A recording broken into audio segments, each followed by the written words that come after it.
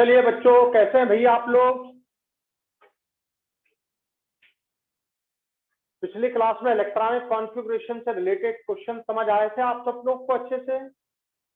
Yes sir. Electronic configuration पर जो question हमको पूछे जाते हैं वो एकदम अच्छे से समझ आ गए थे? कहाँ पर कैसे आते हैं, कब पाउली रूल लगता है, कब हंड रूल लगता है, कब कब n+l रूल लगता है।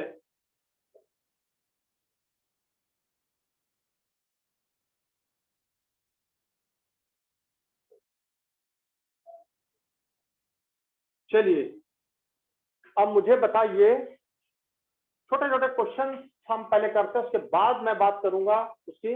एक क्वेश्चन छोटा सा देता हूं मैं आपको, क्योंकि हमने ये सारी चीजें पढ़ ली हैं, तो अब हमको थोड़े थोड़े क्वेश्चन पे आने चाहिए। तो क्वेश्चन है, right all 4 quantum numbers of valency electron of rubidium.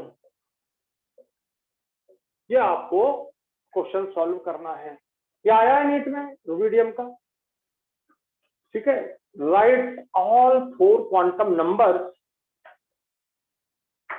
of the valency cell electron or valence electron of the rubidium। करो सॉल्व। तो अच्छा मुझे, हाँ सर हो गया। n इक्वल्स टू 1, ठीक है ठीक है, l equals to 0, m equals to 0, k s equals to plus half. चलिए देखते हैं। हमको जब कभी इसको लिखना हो तो एकदम हमारे माइंड में इसको कैसे सॉल्व करना है, हमारे माइंड में एकदम आ जाना चाहिए कि rubidium is the member of first group. कैसे याद होना चाहिए? ऐसा, rubidium is the member of first group. First group का मतलब एल्कली मेटल, एल्कली मेटल। और जैसे एक तरीका ये है सॉल्व करने का, तो इससे आपको याद आ जाता hydrogen, lithium, sodium, potassium, rubidium. आपको ये भी याद है 1 2 3 4 5 6 7 रुबिडियम, सीजियम, फ्रांसियम। में सबके एक तरीका बता रहा हूँ ये सॉल्व करने का, कि इस तरह से हम फर्स्ट ग्रुप याद करें। और एकदम मुझे समझ आ गया कि फर्स्ट ग्रुप में तो 1s1 एक इलेक्ट्रॉन होता है, तो ये आपका 5s1 होगा, 5s1 होगा। तो हम एकदम लिख सकते हैं n का वैल्यू 5। ये देखिए ऑर्बिट 5 हो गया, n का वैल्यू s सब सेल में है तो l का वैल्यू 0 होता है। ये 5 हो गया, s सब सेल है तो l का वैल्यू 0 हो गया। और s सब सेल में एक ही ऑर्बिटल है जिसे आप बोलते हो s ऑर्बिटल, तो इसमें एक ही ऑर्बिटल s ऑर्बिटल, तो m का वैल्यू 0 हो गया। और s का वैल्यू अगर आपको प्लस हाफ दिया जाता है तो वह भी करेक्ट है, और माइनस हाफ दिया जाए तो वह भी करेक्ट है। तो ये आपका आंसर है। n का वैल्यू 5, l का वैल्यू 0, m का वैल्यू भी 0 और s का value plus half and minus half. जब ऑर्बिटल और सब सेल, ये s सब सेल है और ये ऑर्बिटल s ऑर्बिटल है, ठीक है, और ये आपका ऑर्बिट है। तो अब आपको क्लियर, और ये आपके इलेक्ट्रॉन है जो प्लस हाफ में या माइनस हाफ स्पिन में हो सकता है। अब बताइए ये क्लियर हुआ कि नहीं सबको? Yes sir. अब ये क्वेश्चन भी आपसे पूछा गया नीट में पोटेशियम के लिए, तो बताओ पोटेशियम को भी करने का ये तरीका है। फटाफट हमने सॉल्व कर लिया। पोटेशियम ये ऐसे याद रखना है, आपको कभी भी गलती नहीं होगी, कभी भी गलती नहीं होगी। एक तो ये तरीका है, और दूसरा तरीका फिर क्या है? बोले सर ऐसा भी तो कर सकते थे, रुबिडियम है 37, 1s2, 2s2, 2p6, 3s2, 3p6, 3d खाली पड़ा है, 4s2, 4p6, 3d10।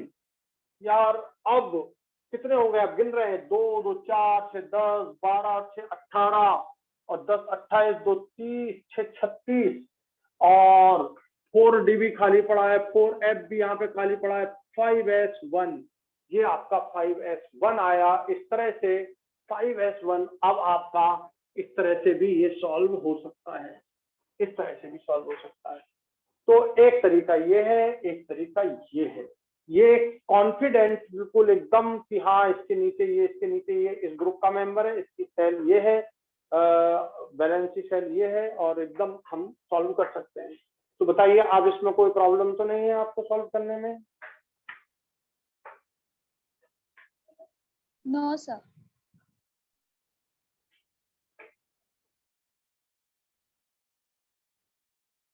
तो मैंने आपको दोनों तरीके समझा दिए, दोनों तरीके आपको आने चाहिए, दोनों तरीके से हम सॉल्व करें।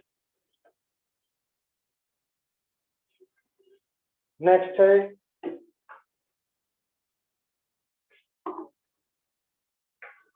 अब यदि मैं क्वेश्चन देता हूं, right all the 4 quantum numbers of the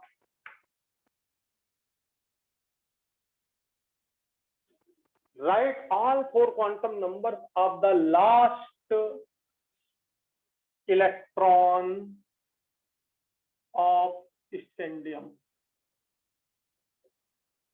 Last electron of scandium. Electron, last electron of scandium. सबसे लास्ट इलेक्ट्रॉन, ठीक है। और क्वेश्चन है, right all 4 quantum numbers of electron of last orbit of scandium। ये 2 question.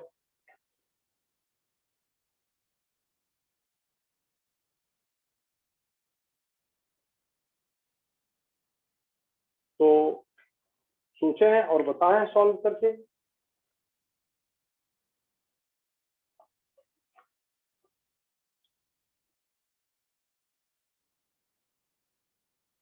तो इसके लिए दोनों क्वेश्चन को सॉल्व करना है हमको, और हमको इसका इलेक्ट्रॉनिक कॉन्फ़िगरेशन लिखना चाहिए।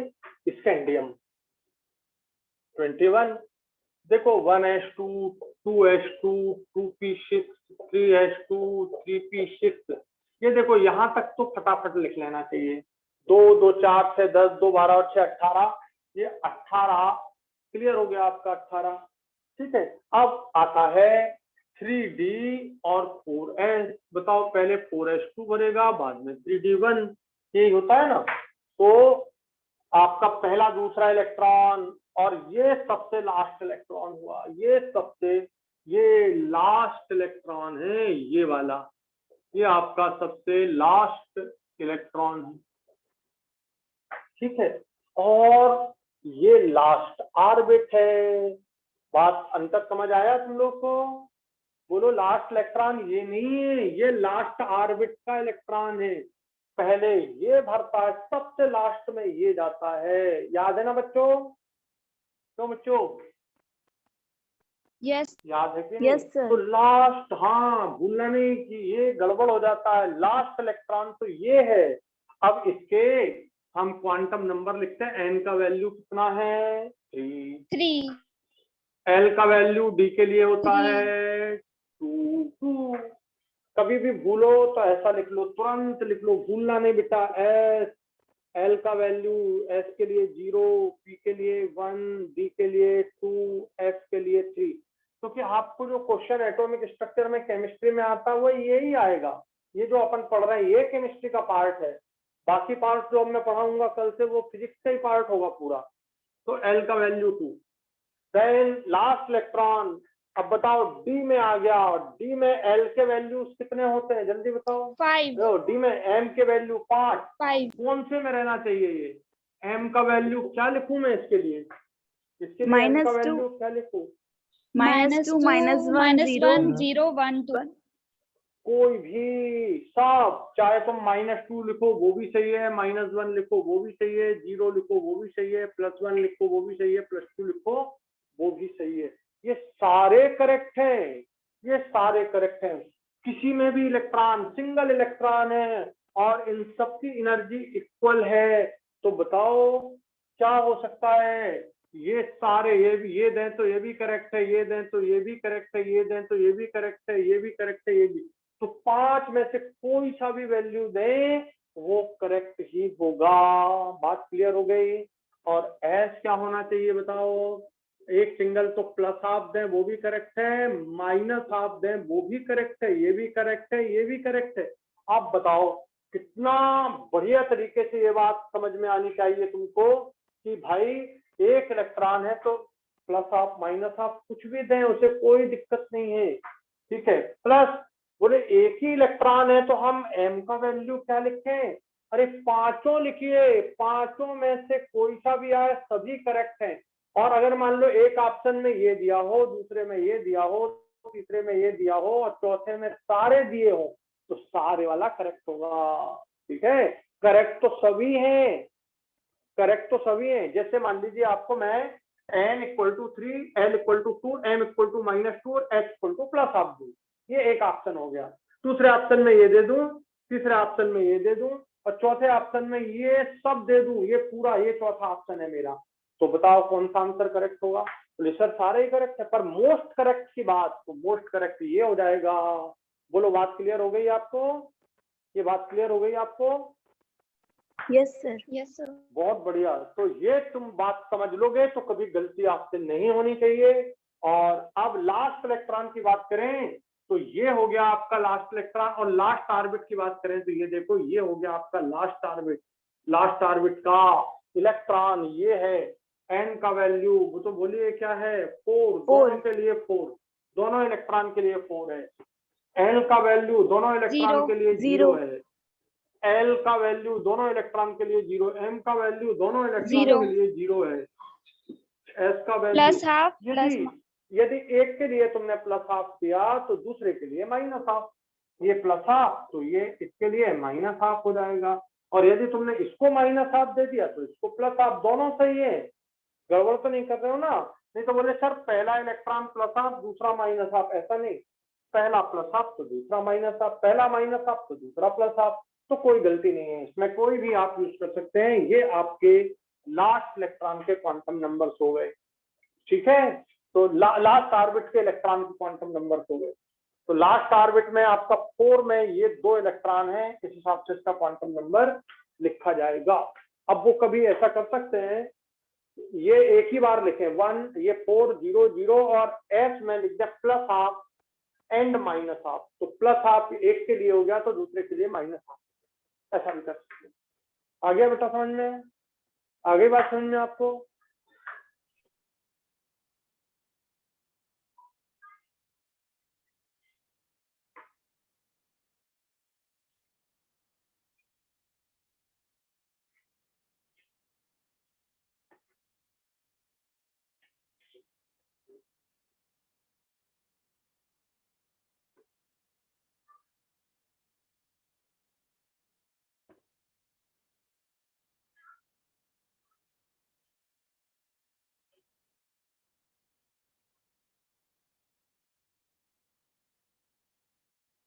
तो ये क्वेश्चन आपके क्वांटम नंबर के हुए। अब मुझे बताना अगला क्वेश्चन।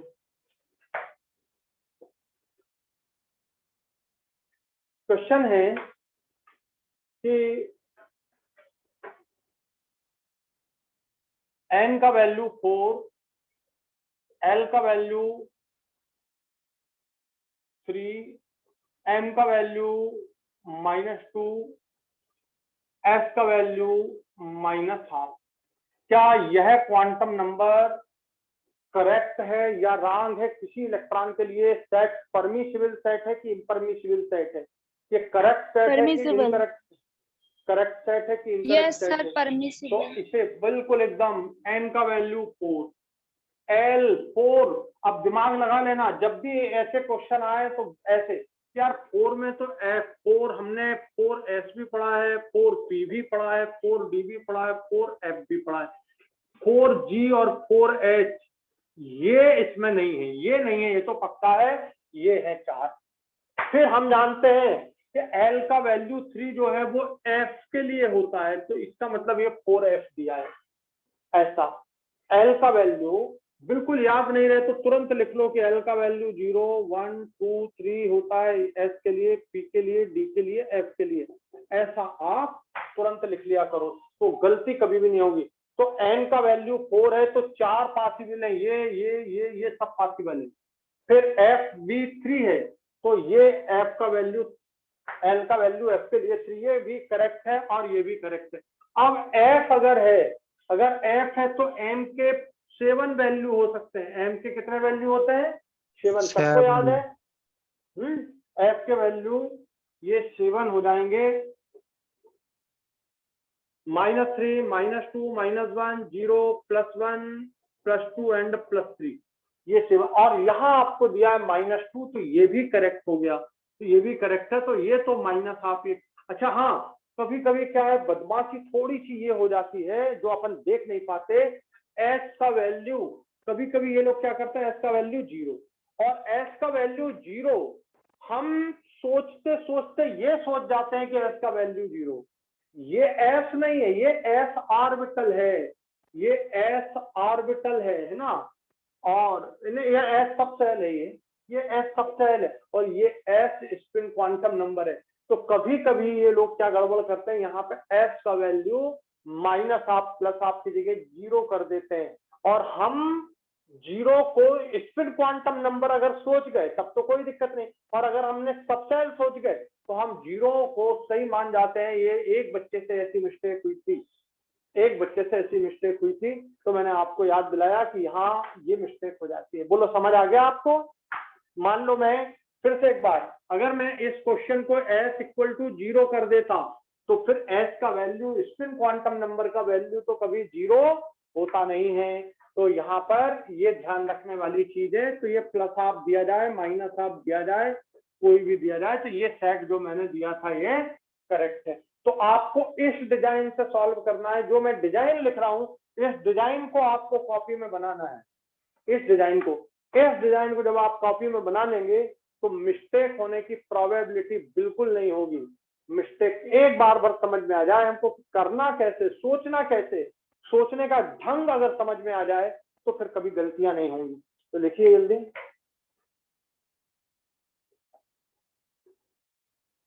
हटा दूं अब इसको। Yes, sir.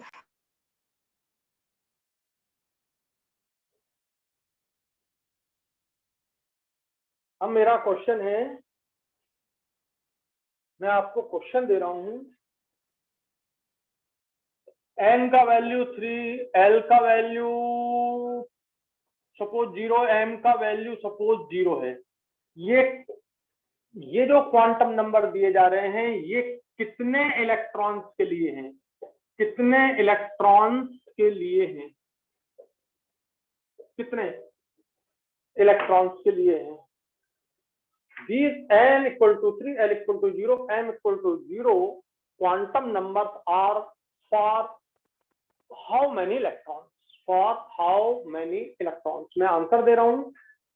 a का वैल्यू, a आपका 2 हो गया, b आपका 1 हो गया, c आपका हो गया 6, और d आपका हो गया 10। चलिए सर 2। आंसर क्या मतलब, ए आंसर की बी A. आंसर? A. बहुत बढ़िया, ए A answer. Yes, sir. A. इसको ध्यान से समझना है क्वेश्चनों को, फिर मैं एक बार और दूसरा दूंगा तब आपको समझ आएगी बात। n का वैल्यू 3 है, l का वैल्यू 0 तो s सबसेल हो गया, m का वैल्यू 0 तो 3s ऑर्बिटल हो गया। तो 3s ऑर्बिटल यानी a, अगर क्वेश्चन ऑर्बिटल के लिए होता तो ये एक ऑर्बिटल का था। यदि ये क्वेश्चन इलेक्ट्रॉन की जगह ऑर्बिटल का होता तो आंसर 1 होता। लेकिन यदि ये क्वेश्चन 3s ऑर्बिटल में इलेक्ट्रॉन के लिए पूछा गया है तो बेटा ये ऑर्बिट हो गया 3, सब ऑर्बिट हो गया s, उस सब ऑर्बिट में एक ही ऑर्बिटल है और एक ऑर्बिटल में 2 इलेक्ट्रॉन की पॉसिबिलिटी हो सकती है। मैक्सिमम 2 इलेक्ट्रॉन एक्समोडेट कर सकते हैं एक ऑर्बिटल में। तो n का वैल्यू 3, l का वैल्यू 0, m का वैल्यू 0 हो तो ये कितने इलेक्ट्रॉन्स इसमें एक्मोडेट कर सकते हैं, कितने इलेक्ट्रॉन्स के लिए ये क्वांटम नंबर हो सकता है? तो ये 2 इलेक्ट्रॉन के लिए, एक का इस पे अगर और होगा तो प्लस हाफ माइनस हाफ हो जाएगा। अगर मैं ये क्वेश्चन देता कितने ऑर्बिटल्स के लिए, how many orbitals, how many orbitals, sir one. तो एन, V. तो फिर अब आपका आंसर One. ये हो जाता, B अब R. आपका आंसर ये हो जाता। ऑर्बिटल्स के लिए आंसर एक ही ऑर्बिटल के लिए है, एक ही ऑर्बिटल के लिए है ये। आ गया समझ में क्वेश्चन? अब अगर मान लो मैं क्वेश्चन देता हूं आपको, हटा रहा हूं इसको, आप लिख लेना इसको, बात समझ आ गई ना कैसे इसको करना है?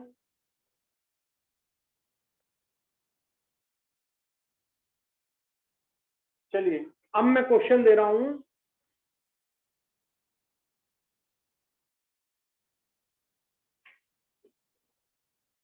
क्वेश्चन है n का वैल्यू 3, l का वैल्यू 2, m का वैल्यू 0। अब बताइए ये क्वेश्चन कितने, ये जो क्वांटम नंबर है ये कितने ऑर्बिटल्स के लिए है? ये क्वांटम नंबर कितने ऑर्बिटल्स के लिए हैं? सर 5। 3. बहुत ध्यान से देखना। आप जब नीट का पेपर सॉल्व करोगे, जब आप नीट का पेपर सॉल्व करोगे तो ये क्वेश्चन आपको मिलेंगे और आप कुछ का कुछ कर दोगे और कभी बोलोगे कि आंसर गलत है, कभी बोलोगे कि हम गलत है। ठीक है, तो आप बड़े ध्यान से समझिए, आप ध्यान से समझना इसको। n का वैल्यू 3, ये लिख दिया मैंने 3, l का वैल्यू 2, तो 2 होता है d के लिए, 3d, और d 3d, और d में होते हैं 5 ऑर्बिटल, 1 2 3 4 5। लेकिन आपको तो दिया जा रहा है 0 केवल एक के लिए। आप बात समझना, आपको जो दिया जा रहा है केवल एक के लिए, ये है 0। ठीक है, ये आपका आंसर होगा, ये केवल एक ऑर्बिटल के लिए। और वो ऑर्बिटल अगर आपको पूछ लिया जाए तो आंसर होगा 3 ऑर्बिट हो गया, d सब ऑर्बिट हो गया, और z के लिए d(z²), 3d(z²). आपको 2019 में यही क्वेश्चन आया है, आपने देखा है कि नहीं देखा है? 3d(z²) के लिए m का वैल्यू 0 होता है, pz के लिए m का वैल्यू 0 होता है। तो ये बेटा ये 0 वैल्यू जो है m का जो है ये -2 -1 +1 +2 और ये 0, ये d(z²) के लिए होता है।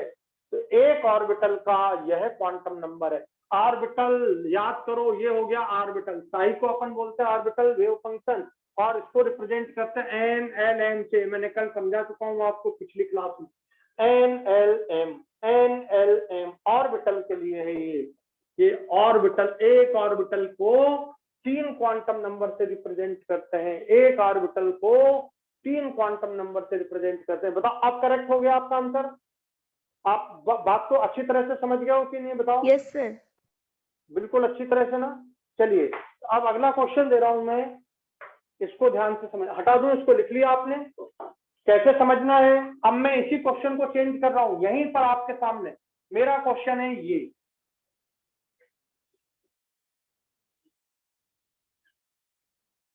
n = 3, l = 2, यह क्वांटम नंबर दिए जाएं तो आप मुझे बताइए ये कितने ऑर्बिटल्स के लिए हो सकते हैं? How many orbitals? सर ये 5। क्वांटम। अब आप कहा n का वैल्यू 3, l का वैल्यू 2 दिया जाए तो ये 5 ऑर्बिटल्स के लिए इसका आपका आंसर हो जाएगा 5 ऑर्बिटल्स। ये देखो n का वैल्यू 3, l का वैल्यू 2, d, और d में कितने ऑर्बिटल हो सकते हैं? इससे कोई मतलब ही नहीं रहा। अब d में 3 के d में 5 ऑर्बिटल है और इनके क्वांटम नंबर ये दिए हुए हैं, -2 -1 +1 +2 0। ये हमें दिया नहीं है, हमें तो केवल इतना दिया है, हम समझ गए कि ये 5 होंगे, 5 के लिए ये होते हैं। हाँ, अगर ऐसा क्वेश्चन दे देते ये 5, ये हो गया आंसर 5। अगर मैं ये क्वेश्चन दे देता m का वैल्यू -2 -1 0 +1 +2 और अब पूछता तो आप तब भी आंसर 5 होता। यदि ये स्पेसिफाई कर दिया 5 दिख रहे हैं, 1 2 3 4 5, तो 5 आंसर होते, 5 ऑर्बिटल। और अगर एक देता केवल 0 तो एक ऑर्बिटल के लिए, अगर केवल -2 देता तो एक ऑर्बिटल के लिए, अगर केवल +2 देता तो एक ऑर्बिटल के लिए। यार कितना इंपॉर्टेंट है क्वेश्चन, कितनी बार नीट में पूछा गया है। आप क्वेश्चन सॉल्व करिए। बहुत अच्छी self scorer universal USS universal self scorer बहुत शानदार बुक है।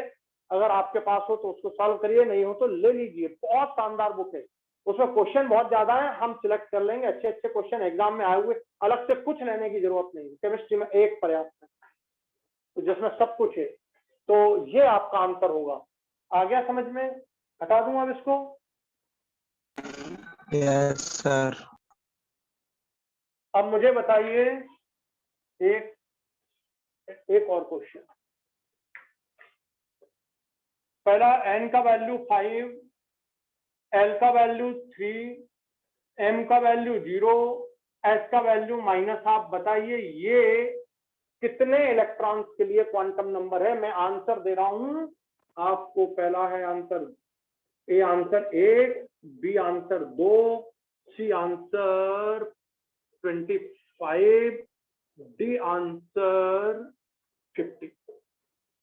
सर 1। B. B. बहुत अच्छे से सोच के।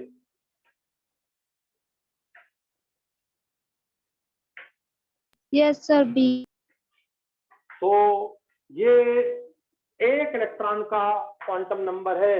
ये देखिए n का वैल्यू 5 है, ठीक है, l का वैल्यू 3 5f हो गया, m का वैल्यू एक ऑर्बिटल के लिए हो गया, कोई सा भी ऑर्बिटल आप मान लेना। और ये एक ही इलेक्ट्रॉन का दिया, -1/2 है ना, एक ही इलेक्ट्रॉन का हो सकता है ना। ये एक ही इलेक्ट्रॉन का हो सकता है, दो इलेक्ट्रॉन के कैसे हो सकते हैं? दो इलेक्ट्रॉन के -1/2 हो सकते हैं क्या? नहीं, तो एक इलेक्ट्रॉन का। तो जब हम इलेक्ट्रॉन को रिप्रेजेंट करते हैं, किसी इलेक्ट्रॉन को रिप्रेजेंट करते हैं, तो चारों एक इलेक्ट्रॉन को रिप्रेजेंट करने के लिए वो ऑर्बिट में कौन से ऑर्बिट में है, वो कौन से सब ऑर्बिट में है, वो कौन से ऑर्बिटल में, और उसका स्पिन क्या है। तो चारों बातें एक इलेक्ट्रॉन को रिप्रेजेंट करने के लिए यूज की जाती हैं, एक इलेक्ट्रॉन को रिप्रेजेंट करने के लिए यूज की जाती हैं। बताओ, क्लियर हो गया? तो दिस इज द आंसर। हो गया क्लियर कि नहीं हुआ यार? अब आपको लास्ट ईयर से पेपर उठाने हैं आज ही, तब तो आपको इस पढ़ने का मतलब समझ आएगा। देखो, कभी हमको कुछ सही ऑब्जर्वेशन करना है, सही ऑब्जर्वेशन करना है, तो सबसे पहले आप जो मैं पढ़ा रहा हूं, माने जो टीचर पढ़ा रहा है, उसका आप कॉन्सेप्ट देख लें, ठीक है, लेवल ऑफ कॉन्फिडेंस देख लें, नॉलेज देख लें, और फिर एग्जाम में आए हुए क्वेश्चन देखें कि वो पैटर्न चल रहा है, जो पैटर्न पर आ रहे हैं वो आपको मैं क्लियर कर रहा हूं कि नहीं। मैं का मतलब टीचर, ठीक है, मैं का मतलब टीचर, तो वो क्लियर कर रहा है कि नहीं। प्लस आपसे कोई भी क्वेश्चन बन रहा है कि नहीं। मतलब 3 व्यू होने चाहिए सोचने के। एक कि हम एग्जाम के क्वेश्चन देखें तो उसका पैटर्न हमारे माइंड में क्लियर है कि हाँ ऐसा आता है, ठीक है।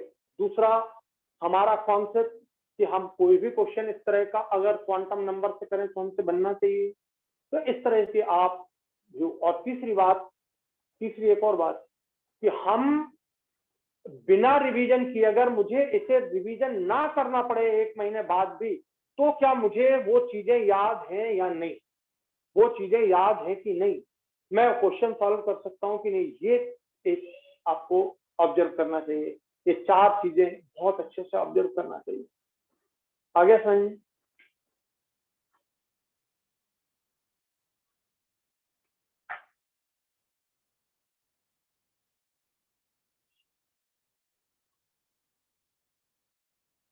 तो नेक्स्ट क्वेश्चन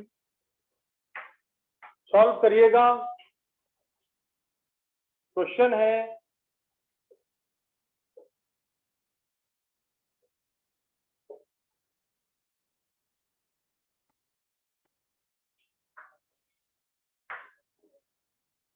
आंसर दे रहा हूं। ए,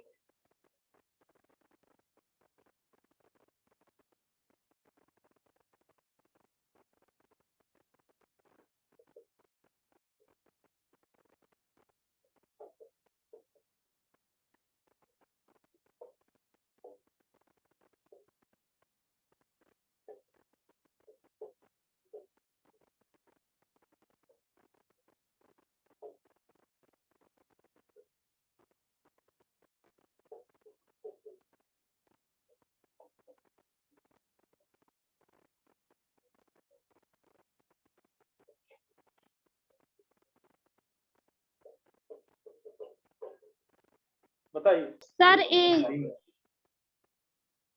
अच्छे से देखिए, ध्यान सर से। सी।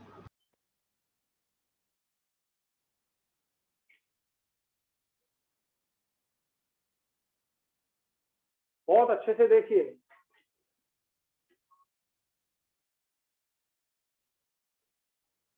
बहुत अच्छे से देखिए।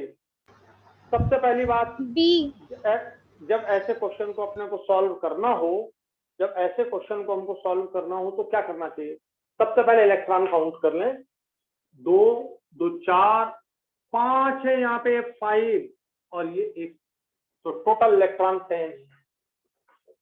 टोटल इलेक्ट्रॉन ये हो गए आपके 10।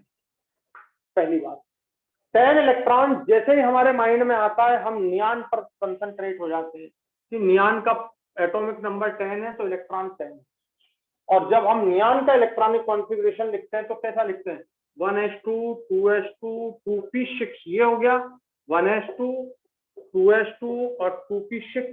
तो भाई साहब 2 4 5 6 7 8 9 10, ये हो गया आपका नियान का कॉन्फ़िगरेशन। ये ग्राउंड स्टेट कॉन्फ़िगरेशन है, तो बोलते हैं ग्राउंड स्टेट कॉन्फ़िगरेशन, तो बोलते हैं ग्राउंड स्टेट कॉन्फ़िगरेशन।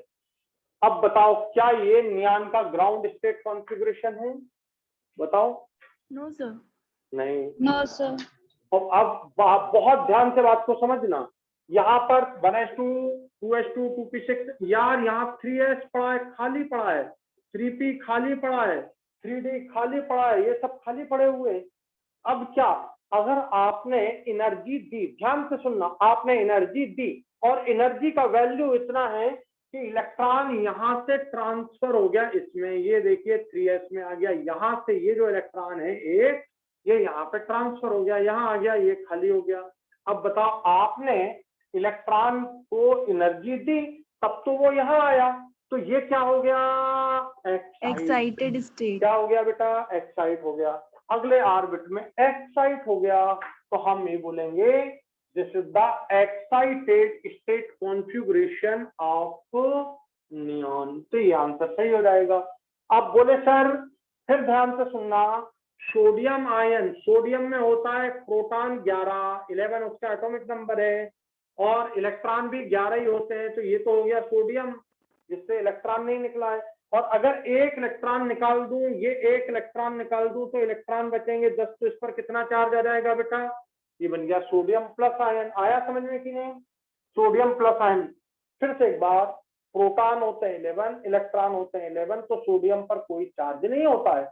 अगर एक इलेक्ट्रॉन निकल जाए तो बचेंगे 10 इलेक्ट्रॉन, तो सोडियम पर प्लस चार्ज आ जाएगा। तो 10 इलेक्ट्रॉन यहाँ भी है, ये 10 इलेक्ट्रॉन, इसमें भी 10 इलेक्ट्रॉन है। तो यदि मान लीजिए मैं इसका कॉन्फ़िगरेशन सोडियम आयन का लिखूंगा, तो बताओ कैसा लिखूंगा? याद है 1s2 2s2 2p6 3s1, ये एक इलेक्ट्रॉन निकल गया, ये वही इलेक्ट्रॉन है, ये जो एक इलेक्ट्रॉन आपने कम किया, ये वही इलेक्ट्रॉन है जो निकल गया है। ये जब इलेक्ट्रॉन निकल जाएगा तो यहाँ क्या बचेगा? 3s0 बचा, कितना? 1s2 2s2 2p6। ये ग्राउंड स्टेट इलेक्ट्रॉनिक कॉन्फ़िगरेशन है सोडियम आयन का। अच्छे से सुनना, जब इलेक्ट्रॉन ये निकल गया तो this is the ground state configuration of sodium ion. Ground state में सोडियम आयन है। तो अगर मान लो ये देखो यहां तक, फिर ये एक इलेक्ट्रॉन यदि इसमें आ जाता, अब ये तो निकल गया, ये खाली हो गया, ये 0 है।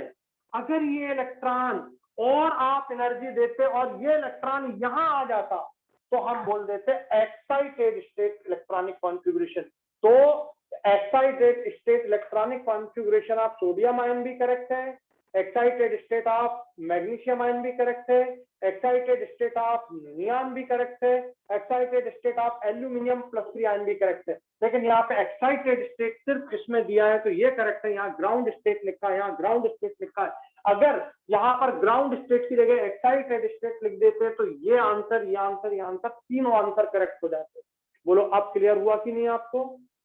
तो बच्चों, Yes, sir. Yes sir. Yes sir. तो इन्हें बड़े अच्छे से ध्यान रखना है। यहाँ पर क्या गड़बड़ी कर देते हैं वो गड़बड़ी मैं आपको समझा रहा हूं। तो this is the excited state of neon, excited excited state of sodium ion, excited state of magnesium ion possible है। ये आंसर नहीं थे तो केवल आंसर आपका ये करेक्ट हुआ। तो ये बात आपको बहुत अच्छे से ध्यान रखना है।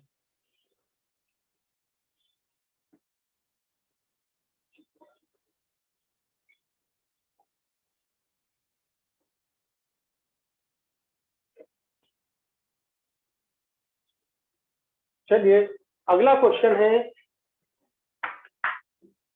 यदि मान लीजिए मैं आपको ये देता हूं, बहुत ध्यान से इस बात को समझिएगा, मैं बना रहा हूं आपको एकदम समझ आ जाएगा। मैंने ले लिया सपोज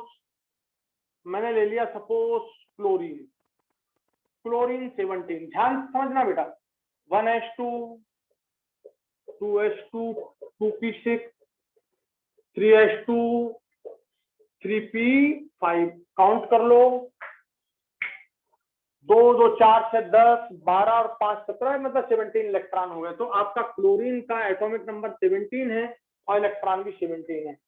यहां ध्यान से सुनना, आपबाउ रूल कहता है पहले इलेक्ट्रॉन 1s में गया, 1s फुल हुआ, फिर 2s में गया, 2s फुल हुआ, फिर 2p में गया, तो यहाँ हंड भी चालू हो जाएगा, हंड रूल और आपबाउ रूल, और उसके बाद 3s में, देन 3p। यह बिल्कुल अपने आप इलेक्ट्रॉन भर रहे हैं और n+l रूल को फॉलो करते हुए भर रहे हैं, एनर्जी रूल या आपबाउ रूल को फॉलो करते हुए भर रहे हैं।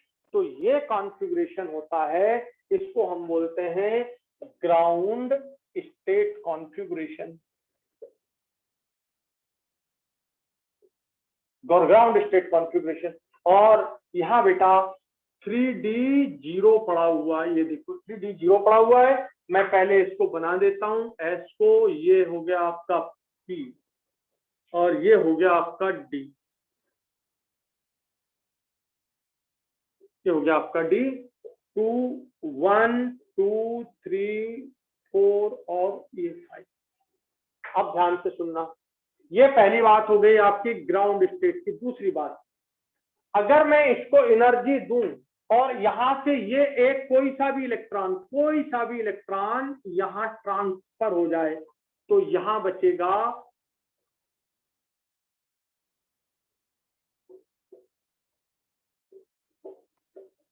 ध्यान से सुनना, 2 1 2 3 और ये 4 बचा, एक इलेक्ट्रॉन यहां आ गया, ये तो ये p4 बचा, ये देखो 3s2 3p4 और ये 3p, ये 3d1 हो गया। अब बेटा ये जो 3d1 हुआ इलेक्ट्रॉन, ये आपने एनर्जी दी तब ये एक्साइट हुआ, तो इसको हम बोलेंगे, जब एक इलेक्ट्रॉन एक्साइट हो हम इसे बोलेंगे first excited state configuration. First excited state आपको एकदम क्लियर हो जाना चाहिए। एक इलेक्ट्रॉन जब आगे जंप लगा जाए और एनर्जी ज्यादा है, 3p की एनर्जी से 3d की एनर्जी ज्यादा, ये एनर्जी का ऑर्डर है भाई, नहीं तो आप गड़बड़ कर दो, ये एनर्जी का ऑर्डर है, ये एनर्जी के ऑर्डर में 3d में इलेक्ट्रॉन एक्साइट हो जाएंगे, ठीक है, ये कहलाएगा first excited state configuration. Sir आपने तो पढ़ाया था कि 3p के बाद 3d में इलेक्ट्रॉन नहीं जाते, 4s में जाते हैं। अच्छे से सुन लेना ताकि फिर से गड़बड़ी ना हो, 4s में जाते हैं।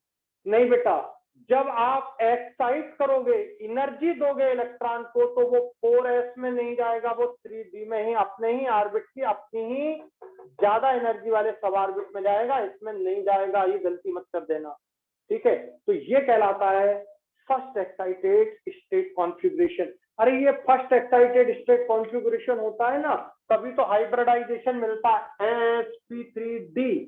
आप ClF3 पढ़े हो ना, लास्ट ईयर आया ClF3 टी शेप हाइब्रिडाइजेशन, तो ClF3 टी शेप हाइब्रिडाइजेशन आपको इसी कंडीशन में मिलता है, फर्स्ट एक्साइटेड स्टेट की।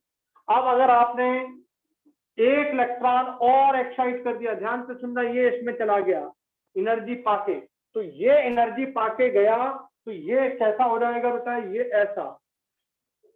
और अब आप बार बार बनाने की जरूरत नहीं है, मैं अब आपको क्या है समझाने के लिए बना तो देता हूं। तो यहाँ पर 2, ये 1 2 3, ये पहले ही चला गया था, अब ये और चला गया यहाँ पर। तो बच्चों ये इलेक्ट्रॉनिक कॉन्फ़िगरेशन हो गया 3s2 3p3 3d2, ये सेकंड एक्साइटेड स्टेट कॉन्फ़िगरेशन कहलाया, सेकंड एक्साइटेड स्टेट कॉन्फ़िगरेशन। अब बताओ आपको second excited state, first excited state और ग्राउंड स्टेट कॉन्फ़िगरेशन में एकदम बात क्लियर हो गई आपको? एकदम बात क्लियर हो गई आपको? Yes, sir. Yes, sir. Excuse me, sir. हाँ बोले। सर ये जो पेयर्ड इलेक्ट्रॉन होते हैं वही दूसरे ऑर्बिट नहीं में जाते हैं? नहीं नहीं, ये अगर चला भी जाएगा, ये चला गया तो आपको हंड रूल तो याद है ना बेटा? Yes sir. अगर ये तुमने बोला सर ये क्यों नहीं गया, नहीं चला गया, ये चला गया, तो हंड रूल तो आपको याद है, आप ऐसा थोड़ी बनाओगे।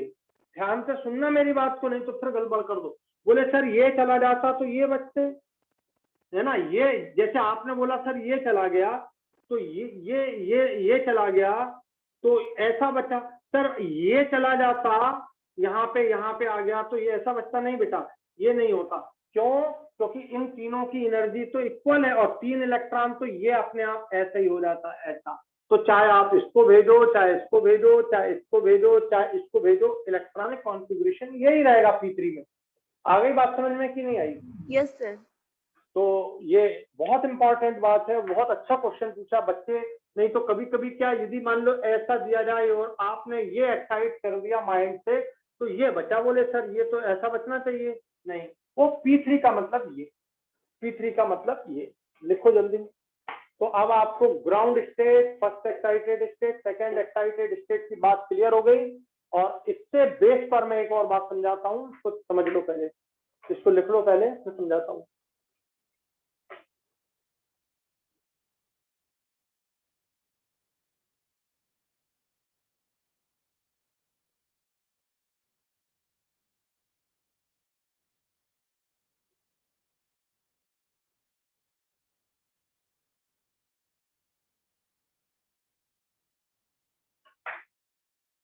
लिख लिया बेटा? अब अगर मान लीजिए मैं थर्ड एक्साइटेड स्टेट की बात करता हूं, थर्ड एक्साइटेड स्टेट, तो ध्यान से सुनना, यहां से इलेक्ट्रॉन जाएगा, ये एक बचेगा, ये एक बचेंगे और ये इधर चला जाएगा। ये देखिए आप लास्ट पॉइंट है, ये 1 2 और ये 3, ये हो गया आपका थर्ड एक्साइटेड स्टेट, या आपकी थर्ड एक्साइटेड स्टेट हो गई। अब सुनिएगा, बना लिए सब लोगों ने?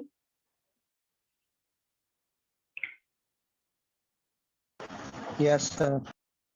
अब ध्यान से अगली बात सुनना, मैं बहुत सारी बातें इसमें समझा रहा हूं ताकि आपको आगे की भी विद्याएं यहीं क्लियर हो जाएं। देखो इधर, अगर मैं वैलेंसी की बात करूं तो केवल ये इलेक्ट्रॉन सारे पेयर्ड हैं, इसकी वैलेंसी सिर्फ 1 होगी, इस वाले केस में वैलेंसी 1 होगी।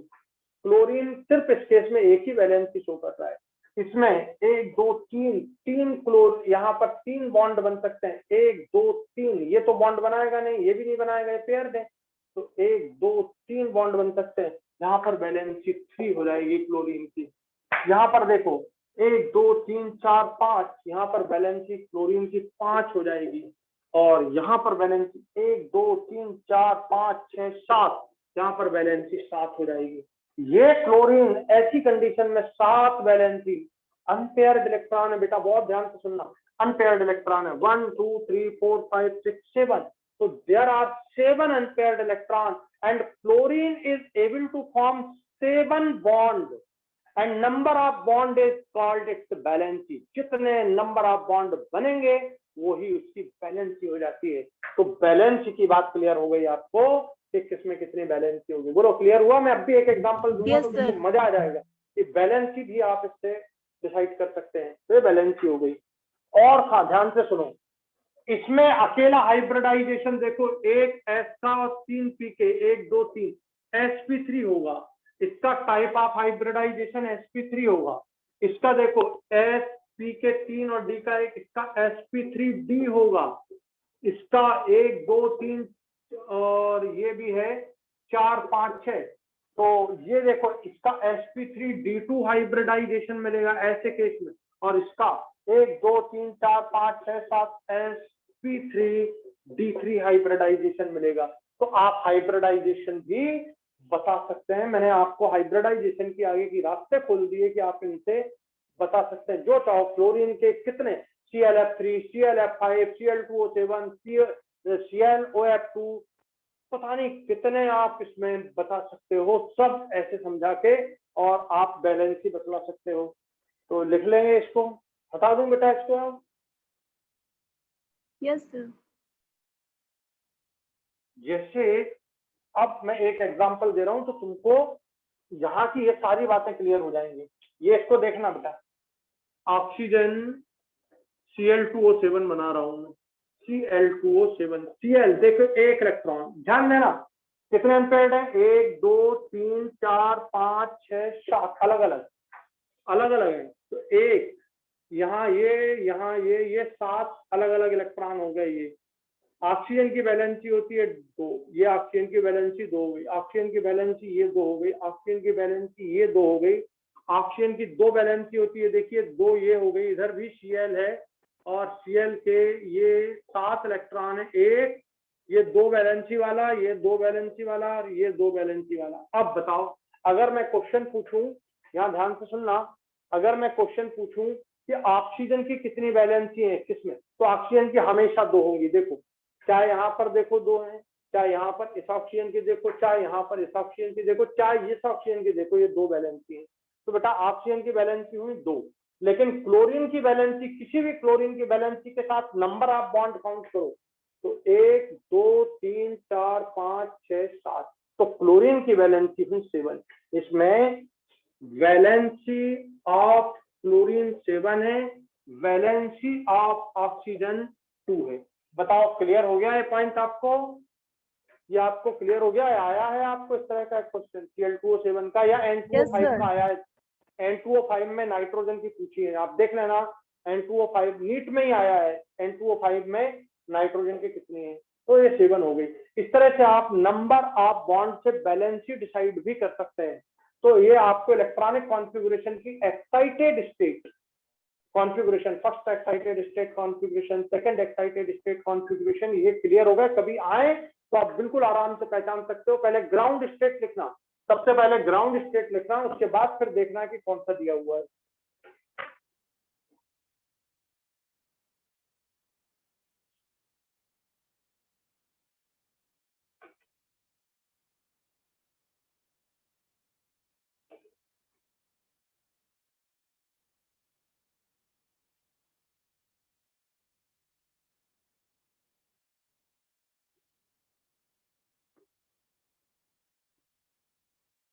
लिखिए अगला बहुत इंपॉर्टेंट है, मैं फिर से एक बार आपको मतलब बोल रहा हूं यहाँ पर, pseudo inert gas, pseudo inert gas electronic configuration.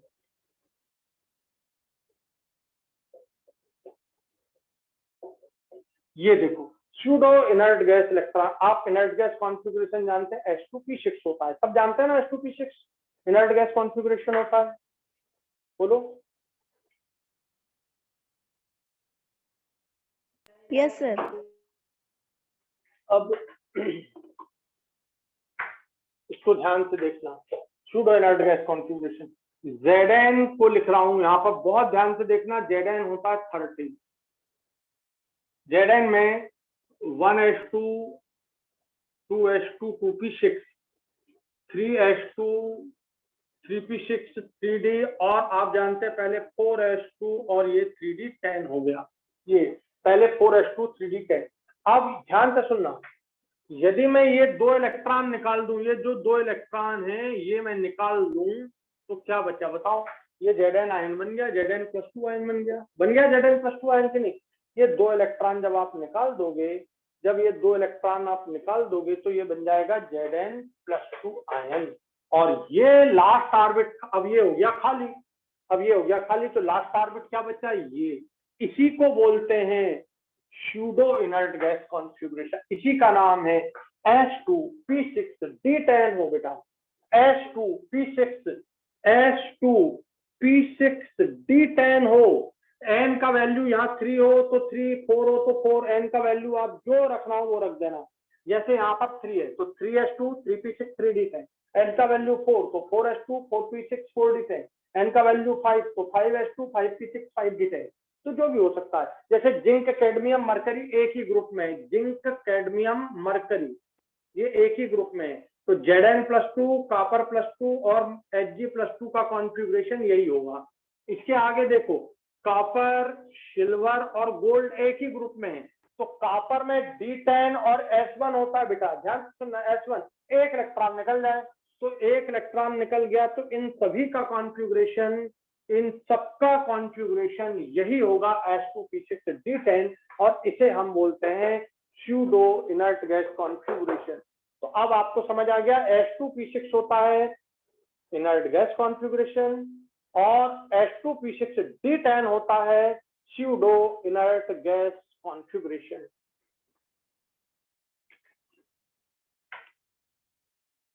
तो ये 6 हैं, 1 2 3 1 2 3, ये 6 ऐसे हैं जो स्यूडो इनर्ट गैस कॉन्फ़िगरेशन वाले होते हैं, स्यूडो इनर्ट गैस कॉन्फ़िगरेशन वाले होते हैं। तो इसको लिख लें जल्दी से।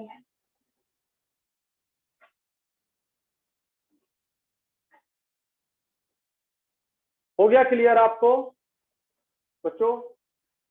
Yes sir. कोई दिक्कत तो नहीं है अब आपको?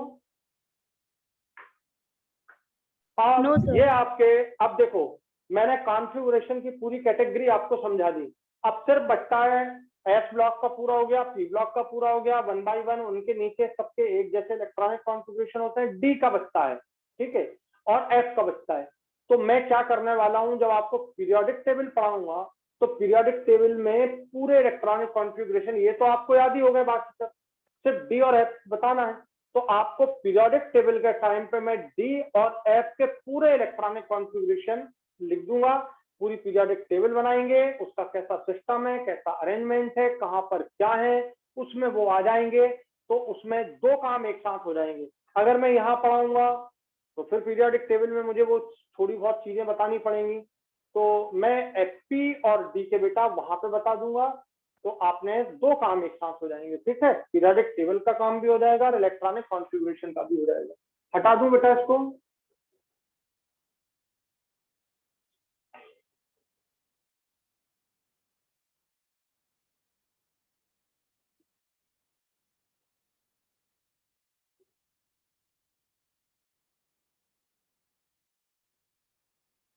चलिए अब एटम की छोटी छोटी बातों को मैं समझा देता हूं, ठीक है, जहां थोड़ी बहुत आपको जरूरत पड़ेगी आगे, तो आपको फायदा मिलेगा। अपने अगली क्लास में, अभी अपने पास टाइम है, क्योंकि नेक्स्ट क्लास में मैं आपको जो चीज पढ़ाऊंगा उसका बेस यहाँ पे बन जाएगा। चलिए, जैसे मान लीजिए हम बात करते हैं एटम की, तो बेटा एटम तो होता है कैसा, न्यूट्रल। एटम होता है कैसा, न्यूट्रल होता है, सब जानते हैं न्यूट्रल, क्योंकि एटम में number of protons equal to number of electrons होते हैं, नंबर ऑफ प्रोटॉन्स और नंबर ऑफ इलेक्ट्रॉन्स बराबर होते हैं, इसलिए एटम इलेक्ट्रिकली न्यूट्रल होता है। सपोज मैंने हाइड्रोजन एटम लिया, तो हाइड्रोजन एटम की जब मैं बात करूंगा तो हाइड्रोजन एटम में प्रोटॉन एक होगा, इलेक्ट्रॉन बेटा एक होगा, न्यूट्रॉन 0 होंगे, तो ये आपका एटम बना है। ये मतलब मैं प्रोटॉन न्यूक्लियस में लिखूं पी, ये न्यूक्लियस में हो गया पी, न्यूट्रॉन न्यूक्लियस में 0 होते हैं, और ये ऑर्बिट है, ये ऑर्बिट है जिसमें एक इलेक्ट्रॉन ये घूम रहा है।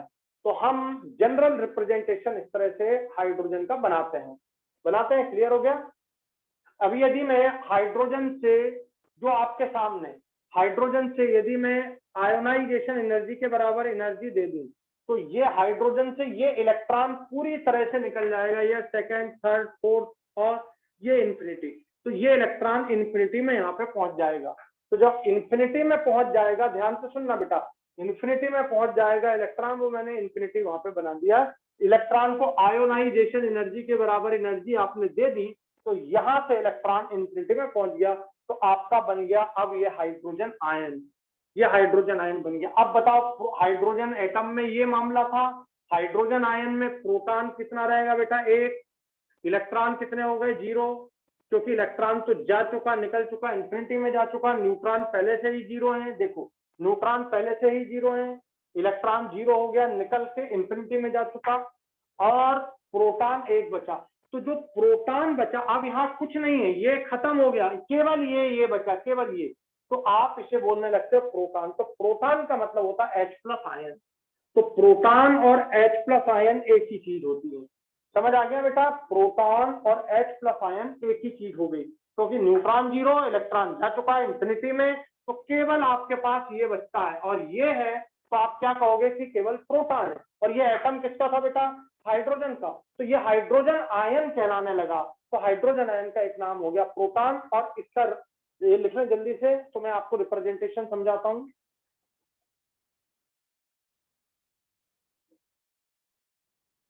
हो गया बेटा?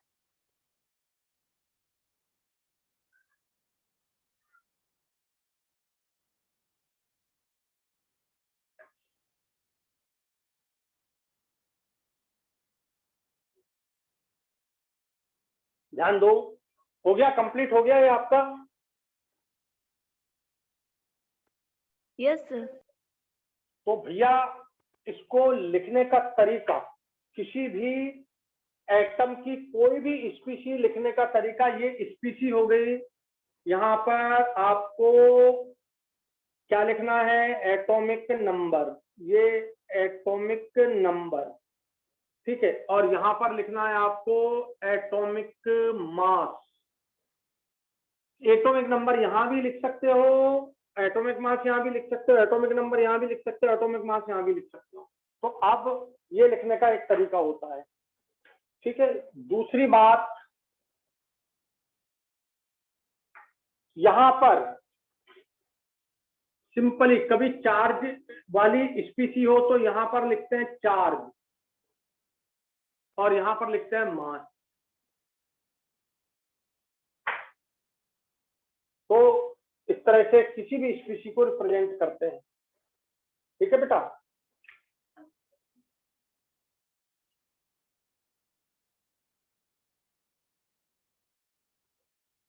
तो अब मुझे यदि प्रोटॉन को रिप्रेजेंट करना है, ये प्रोटॉन को रिप्रेजेंट करना है, तो प्रोटॉन का मैंने लिखा P।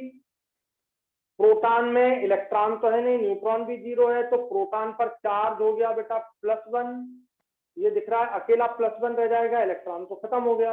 और इसका जो मास है वो 1, क्योंकि इसमें न्यूट्रॉन तो है नहीं, तो हम 1p1 ऐसा रिप्रेजेंट कर सकते हैं। आ गया समझ में? आ गया समझ में? Yes sir. तो 1p1।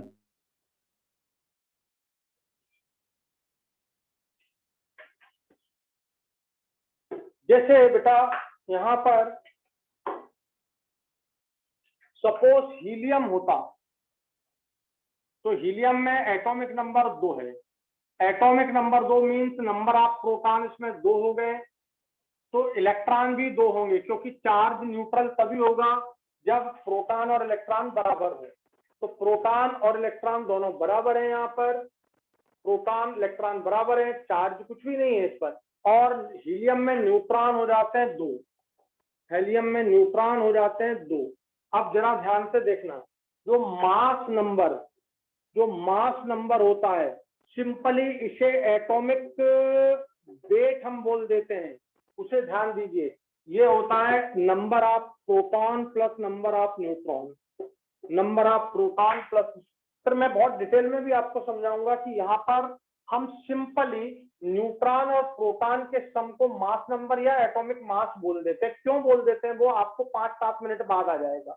तो neutron plus proton equal to mass number या एटॉमिक मास, एटॉमिक वेट बोल देते हैं हम। तो यहाँ पर आपका एटॉमिक वेट, यानी मैं इसको रिप्रेजेंट करूंगा तो इस तरह से, प्रोटॉन इसमें 2 हैं, न्यूट्रॉन इसमें 2 हैं, ये न्यूक्लियस हो गया, और इसका ये ऑर्बिट है, ऑर्बिट फर्स्ट है जिसमें 1 इलेक्ट्रॉन ये और 1 इलेक्ट्रॉन ये, इस तरह से 2 इलेक्ट्रॉन रोटेट हो रहे हैं, 2 पॉजिटिव चार्ज तो 2 इलेक्ट्रॉन, और ये न्यूट्रॉन है। बोलो ये इसका रिप्रेजेंटेशन क्लियर हो गया आपको? फटाफट बनाना, फटाफट बनाना।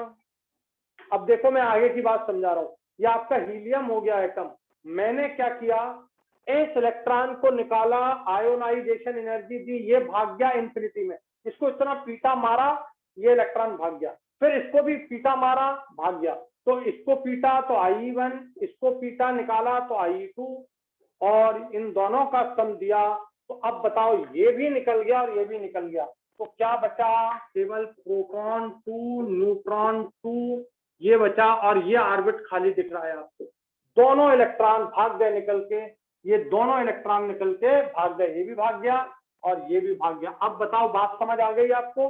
ये ऑर्बिट आपको खाली दिख रहा है बेटा, ये ऑर्बिट खाली दिख रहा है आपको, इसका मतलब ये है ही नहीं, खत्म हो गया। ये बताइए, ये आपको दिखाई दे रहा है ये।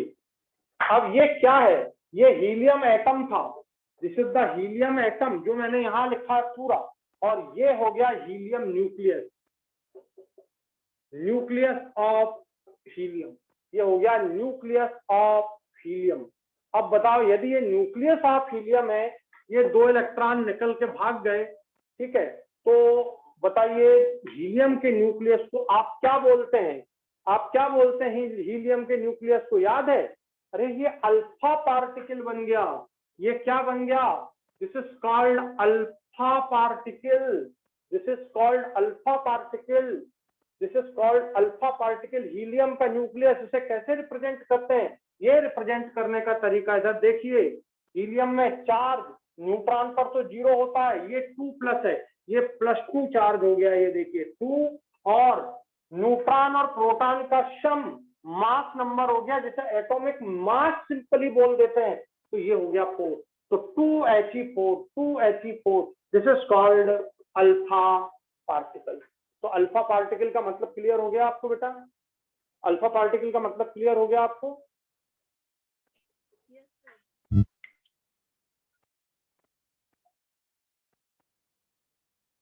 ये हीलियम एटम है, ये हीलियम का न्यूक्लियस है। When all the 2 electrons are removed from the helium atom by using IE1 and IE2, helium nucleus is formed, which is called alpha particle and represented by 2He4, where 2 is the protons, number of protons, that is the positive charge, and 4 is the sum of neutron and proton, that is atomic mass. बोलो clear हो गया भाई बच्चों? ये clear हो गया आपको? आगे बढ़ाएं? Yes sir.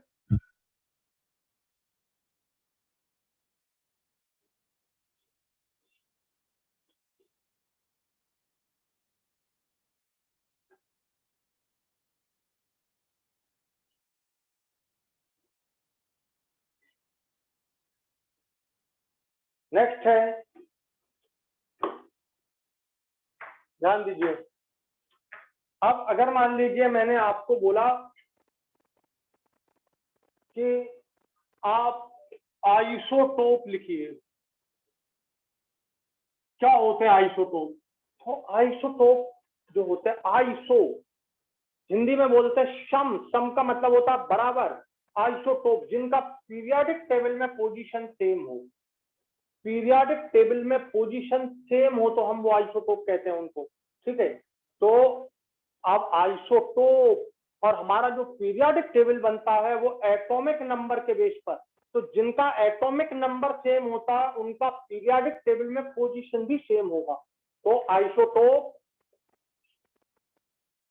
एटॉमिक नंबर, जिसको बोलते हैं नंबर ऑफ प्रोटॉन, जिसको आप जेड बोलते हो, चाहे जेड बोलो, चाहे प्रोटॉन बोलो, चाहे एटॉमिक नंबर बोलो, is same while the atomic mass is different। Atomic mass बेटा डिफरेंट होता है, एटॉमिक नंबर सेम होता है। अब एटॉमिक नंबर जब सेम होगा तो इसका मतलब number of protons, protons same होंगे। मैं ऐसा लिख देता हूं, protons same but atomic mass is the sum of neutron and protons are different. तो अब आप बात समझ लो कि प्रोटॉन जिनमें एक जैसे हो, सेम हो, but sum of proton and neutron different. ऐसा भी लिख सकते हैं, proton is same but neutron different, क्योंकि यहाँ भी प्रोटॉन है, यहाँ भी प्रोटॉन है, तो न्यूट्रॉन जब डिफरेंट होंगे तभी न्यूट्रॉन और प्रोटॉन का सम डिफरेंट होगा। तो 3 तरह से इसको रिप्रेजेंट करते हैं, proton is same while the neutron and the proton का sum different, proton same while the neutron different. तो अगर न्यूट्रॉन डिफरेंट हो जाएंगे तो सम ऑफ न्यूट्रॉन एंड प्रोटॉन भी डिफरेंट हो जाएगा, दैट एटॉमिक मास डिफरेंट हो जाएगा। तो ये होता है। और तीसरी बात, आइसोटोप वो होते हैं जिनकी पीरियोडिक टेबल में पोजीशन सेम होती है। Isotopes have the same position in periodic table. तो पीरियोडिक टेबल में पोजीशन सेम होती है। तो कभी क्वेश्चन इस तरह का आ जाता है, कभी इस तरह का आ जाता है, कभी इस तरह का आ जाता है। इसका वेरी सिंपल मैं बताता हूँ अभी नीट में आपको कौन सा क्वेश्चन आया है। तो गुस्सा आएगी तुमको, बहुत बहुत गुस्सा आएगी।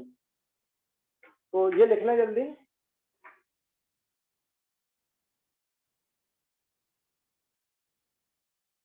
चलो, हो जाना चाहिए।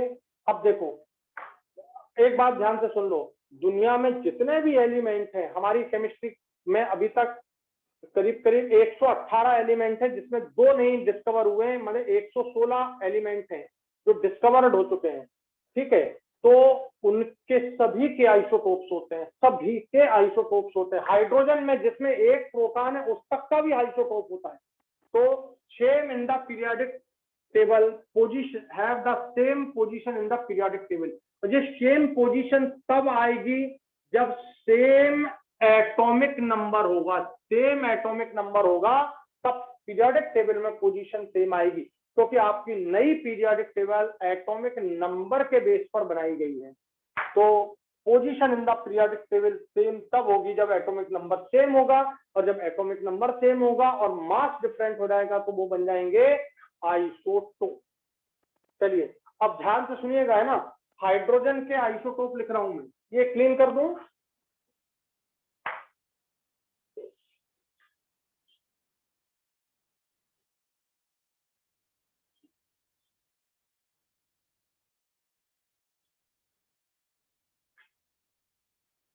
देखिए ध्यान से, हाइड्रोजन का जो आइसोटोप है 1H1 1H2 1H3, ये है। इसको हम बोलते हैं प्रोटियम, इसको हम बोलते हैं ड्यूटीरियम, इसको हम बोलते हैं ट्रीटियम, ये बोलते हैं इनके नाम। इसका रिप्रेजेंटेशन पी से, इसको डी से भी बोल देते हैं और इसको टी से बोल देते हैं। ठीक, यहाँ देखिए 1H1, ये 1 तो प्रोटॉन हो गए, इसमें प्रोटॉन एक है, इसमें भी एक है, इसमें भी एक है। ये देखिए तीनों में प्रोटॉन एक है। प्रोटॉन सेम है माने पीरियोडिक टेबल में पोजीशन सेम हो गई। Position in the periodic table same हो गए। वो पोजीशन कौन सी होगी, पीरियोडिक टेबल में जो पोजीशन होगी वो कौन सी होगी वो देखना है। तो पीरियोडिक टेबल में इनकी पोजीशन सभी की, ये फर्स्ट पीरियड में होंगे और फर्स्ट ग्रुप में होंगे। ग्रुप भी फर्स्ट होगा और पीरियड भी फर्स्ट होगा। तो सबकी पीरियोडिक टेबल में पोजीशन सेम हो गई, ये लिख दिया मैंने, पीरियोडिक टेबल पोजीशन में सेम। और न्यूट्रॉन इसमें देखिए, ये सम ऑफ, पहले आप देख लो, सम ऑफ न्यूट्रॉन प्लस प्रोटॉन कितना है, इसमें 1, इसमें कितना है 2, इसमें कितना है 3। अगर मैं न्यूट्रॉन बोलूं तो आप number of neutron equal to क्या होता है, मास नंबर माइनस प्रोटॉन। तो मास नंबर 1 हो गया, प्रोटॉन 1 है 0 हो गया। मास नंबर 2 हो गया, प्रोटॉन 1 है, ये 1 आ गया। मास नंबर 3 है, प्रोटॉन 1 है, ये आ गया 2। तो इसमें नंबर ऑफ न्यूट्रॉन 0 1 2 है। अब बताओ, न्यूट्रॉन यहाँ पे 0 है, यहाँ पे 1 है और यहाँ पे 2 है, तो डिफरेंट आ गया न्यूट्रॉन में। न्यूट्रॉन में डिफरेंस आने के कारण एटॉमिक मास में डिफरेंस। और प्रोटॉन सेम है, इसलिए पीरियोडिक टेबल में पोजीशन सेम है। और ये पीरियोडिक टेबल में पीरियड नंबर 1 और ग्रुप नंबर 1 में ये तीनों आइसोटोप्स होंगे। बोलो ये बात क्लियर हो गई आपको पूरी। तो कभी क्वेश्चन आ जाए ये वाला तो ये आपसे बन जाए। अब नीट में जो आया हुआ क्वेश्चन है उसका वो मैं लिख रहा हूँ, ये आप लिख लो, फिर मैं नीट में आया हुआ क्वेश्चन लिखता हूँ इसी पर।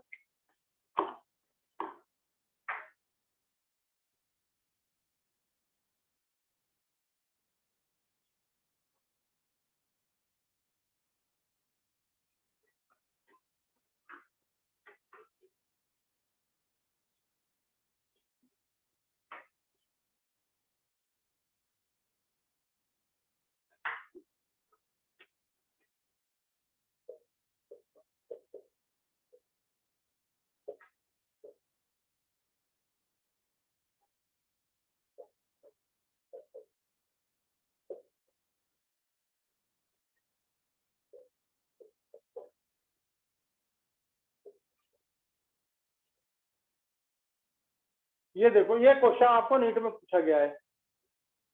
Total number of proton and neutrons in isotopes of hydrogen is.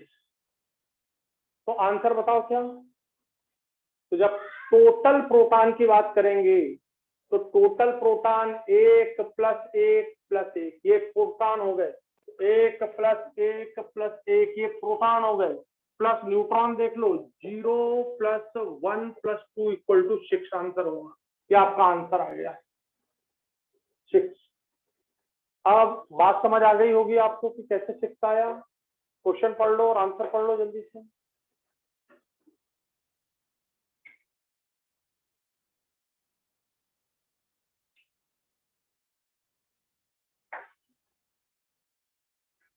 अरे बच्चों, समझ आया कि नहीं? Yes sir. Yes sir. आया समझ में? कि तो गुस्सा आई कि नहीं कि यार ये हम कभी गड़बड़ कर देते, कभी हम ऐसा इसी को सोच लेते या इसको सोच लेते अकेला, पर सब सोचना है। क्या पूछा है? Total number of proton and neutrons in isotopes of hydrogen. तो हाइड्रोजन के 3 आइसोटोप हैं, 1H1, 1H2, 1H3, और उनमें टोटल नंबर तो 6 होता है। ऐसे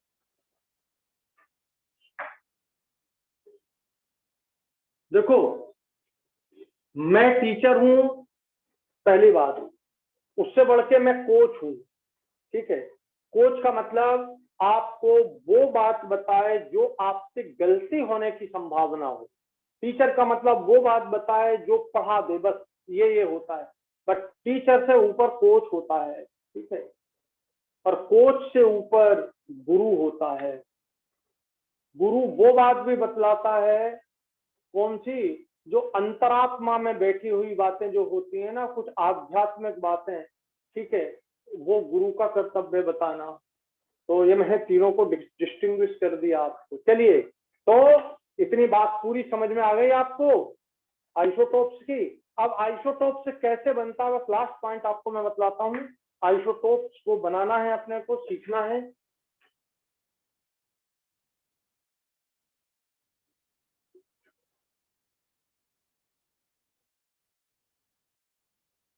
देखो इधर, यूरेनियम ले लिया मैंने, ये यूरेनियम ले लिया। 2 यूरेनियम होता है 82, लेड यूरेनियम 92 है यार, थोरियम 90, प्रोटेक्टिनियम 91, यूरेनियम 92, और ये हो गया 235। सपोज इससे आप एक अल्फा पार्टिकल निकाल दो। अब भी आपने अल्फा पार्टिकल देखा, आपने अल्फा पार्टिकल देखा, तो अल्फा पार्टिकल का मतलब होता है हीलियम का न्यूक्लियस 2He4, ये अल्फा पार्टिकल हो गया। तो जब अल्फा पार्टिकल निकल गया, तुम्हारे पास 92 रुपये थे, 2 रुपए निकल गए तो कितने बचे? 90 रुपए बचे। और तुम्हारे पास इधर 235 रुपए थे, 4 निकल गए तो तुम्हारे पास कितने बचे? 231 रुपए बचे। बताओ बचे कि नहीं? अब ये बन गया, ये जो 90 वाला बना, कुछ भी बने, मैंने एक्स लिख दिया। ये एक्स एक्चुअली एक्स नहीं है, ठीक है। मुझे मालूम है थोरियम है, तो मैंने थोरियम लिख दिया। चलिए, ये थोरियम मैंने लिख दिया, एक्स की जगह अब एक्चुअल लिख दिया, थोरियम बन गया। तो ये आपका एक अल्फा पार्टिकल निकला, थोरियम बन गया। अच्छा, बीटा पार्टिकल, इलेक्ट्रॉन जानते हो? इलेक्ट्रॉन का ही नाम बीटा पार्टिकल है। बीटा पार्टिकल का मतलब इलेक्ट्रॉन, बीटा पार्टिकल का मतलब होता है इलेक्ट्रॉन। ध्यान से सुनना, बीटा पार्टिकल का मतलब होता है इलेक्ट्रॉन।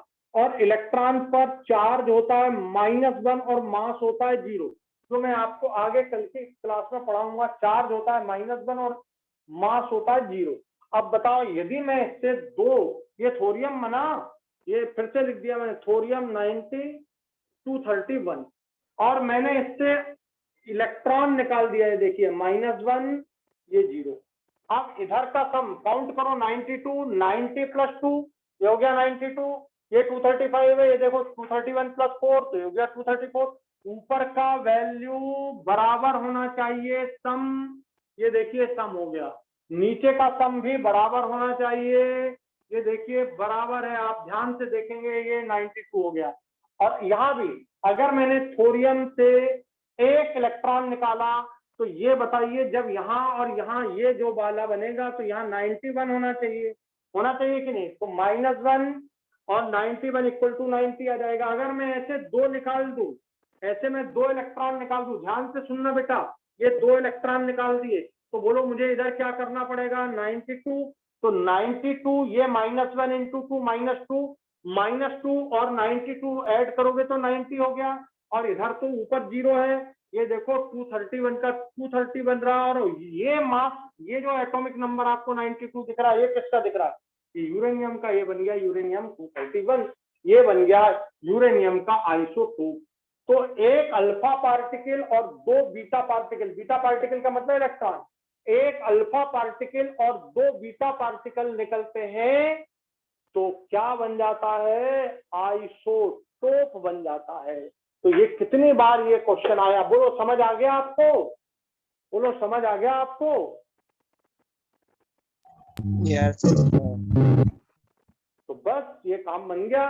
तो एक अल्फा पार्टिकल और 2 बीटा पार्टिकल यदि निकल जाएं, ठीक है, if 1 alpha and 2 beta particle is removed, the isotope is formed and the isotope में देखो ये सेम हो गया, ये सेम हो गया एटॉमिक नंबर, तो ये रिमूव हो जाए। बात क्लियर हो गई? बात क्लियर हो गई अच्छे से आपको कि नहीं हुई? बताओ। Yes sir. तो बस तो फटाफट लिखिए। अब ये आपके आइसोटोप से रिलेटेड क्वेश्चन अगर आपको आते हैं तो बिल्कुल बन जाएंगे आपसे। चलिए रखते हैं। आज की पूरी क्लास समझ आ गई आप लोग को? बहुत अच्छे से कि नहीं आई? यस सर, आ गई। बहुत अच्छे से। बस बढ़िया से पढ़ाई करिए, मस्त में रहिए, ठीक है, आनंद में रहिए, खुश रहिए और पढ़ाई करते रहिए। Thank you very much. जय हिंद, जय Bharat. Thank you sir. Okay सब